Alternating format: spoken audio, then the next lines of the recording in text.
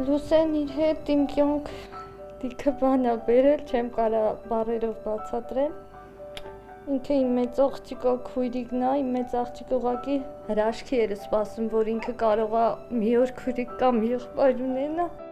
11 տարվա սպասումից հետո փոքրիկ Լուսեն վերջապես մայրիկի գրկում է, ծանոթանում է աշխարհին։ 2015 թվականին Արմինեի մոտ ախտորոշվել էր սրտի բնածին արատ, երկփեղկաորտալ փականի արտահայտված նեղացում եւ վերելաորտայի լայնացում։ Սրտային այս հիվանդության պայմաններում հղիություն պլանավորելը բարձր ռիսկային էր։ Առաջնեկի Արփիի ծնունդից հետո կինը երազում էր երկրորդ երեխայի մասին։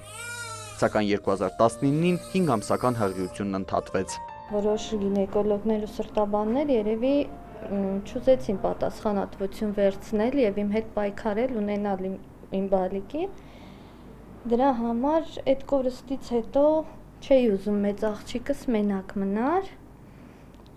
Ուզեցի, որ երկրորդ բալիկ ունենամ։ Նախորդ տարի 32-ամյա կինը պատահաբար իմացավ, որ հղի է։ Այս անգամ Արմինեն վճռական էր, որոշել էր տանը կրկին մանկական ճիչ լսել։ Հղիության 11 շաբաթականում դիմել էր միանգամից մի քանի նեղ մասնագետի, որոնք որոշել էին պայքարել, պահպանելով հղիությունը, չնայած մայրական մահացության բարձր ռիսկին։ Մուլտիդիսցիպլինար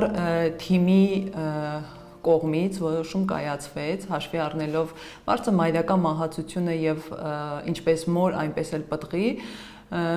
թիմի կողմից որոշում կայացվեց պահպանել հղիությունը։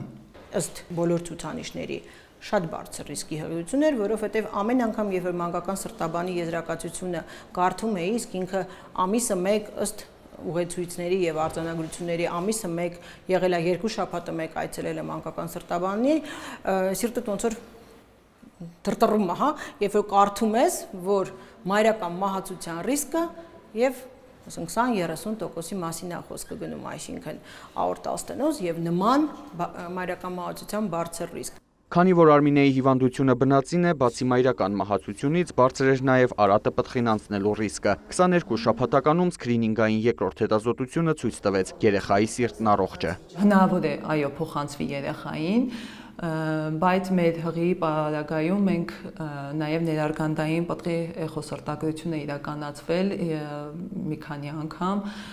եւ բալիկը առողջ է։ Հղիության ընթացքում երկու բուժհաստատության մասնագետները մշտական կապի մեջ էին եւ յուրաքանչյուր որոշում կայացվում էր համատեղ քննարկումներից հետո։ Հղիության 28-րդ շաբաթը եւս ռիսկային էր, քանի որ այդ ժամկետում հղիների շրջանառվող արյան ծավալը կտրուկ մեծանում է։ Եկանք ընդհանուր հայտարարի կոնսիլիումային կարգով, որ 36 շաբաթականը դա այն ժամկետն է, որ չնայած նրա, ինչպես ես արդեն ասել եմ, պլանային կեսարյանները արվում են ավելի մոտիկ ժամկետին, այսինքն օպտիմալը պլանային կեսարյանների համար համարվում է 39 շաբաթական ժամկետը, պատկերներով մայրիկի ցուցանիշներից եւ մայրիկի ռիսկից որոշվեց, որ մենք մի քիչ ավելի շուտ կանենք։ Եվ 36 շաբաթականը արդեն լրացած 36-37 գեստացիոն շաբաթվա ընթացքում պլանավորվեց մեր վիրահատությունը։ Ի վերջո, կեսարյան հատումն իրականացվեց ոչ թե ծննդատանը, այլ սրտաբանական կլինիկայում։ Վիրահատությանը մասնակցում էր բժիշկների ամբողջ թիմը՝ մանկաբարձ գինեկոլոգ, մանկական սրտաբան, սրտային վիրաբույժներ, անեսթեզիոլոգ եւ նեոնատոլոգ։ Հաշվի առնելով մայրական բարձր մահացությունը եւ նաեւ սրտային վիրաբույժների ընդգրկվածությունը, մենք ամեն պահի կարող ենք ունենալ նաեւ բարդ ելք, վատ ելք եւ նման մուլտիդիսցիպլինար թիմի ներկայությունը շատ կարեւոր է եւ ճիշտ որոշում, նույնիսկ եթե բարդ դեպք ունենանք հաջորդ քայլին անցնելու համար։ Բալիկը ծնվել է 36 շաբաթական հղիությունից, ծնվել է 2 կիլո 900 գրամ քաշով, 49 սանտիմետր հասակով, աղջիկ իգական սեռի նորածին, ծնվել է ճիչով, անմիջապես դիտել են շնչառական խնդիրներ ու քանի որ բալիկը նորքից պետք է տեղափոխվեր Շենգավիթի ինտենսիվ թերապիայի բաժանմունք, հաշվի առնելով այդ վտանգները, առկա շնչառական խանգարումները, արհեստական շնչառության պայմաններում բալիկին տեղափոխել ենք։ Այսօր լուսավոր Լուսեն լիովին ապաքինվել է։ Երկար պայքարից հետո Արմինեի ընտանիքում նորից լսվում է փոքրիկի զվարճ ծիծաղը։ Կինը խոստացել է առաջիկայում կվիրահատվի եւ հրաժեշտ կտա սրտի արատին, քանի որ ցանկանում է նաեւ երրորդ անգամ զգալ մայրության բերկրանքը։